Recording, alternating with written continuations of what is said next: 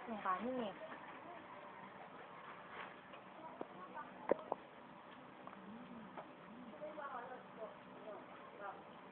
Pakiranggot.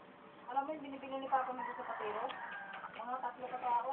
Kalat, kalat, kalat, kalat. Sinagyan ng kanin. Kuha ka na ng ulam mo na. Ano naman daw ko ni Papa mo? Uy ah. Yan sa jack. Patayahin na natin. Wala na pati.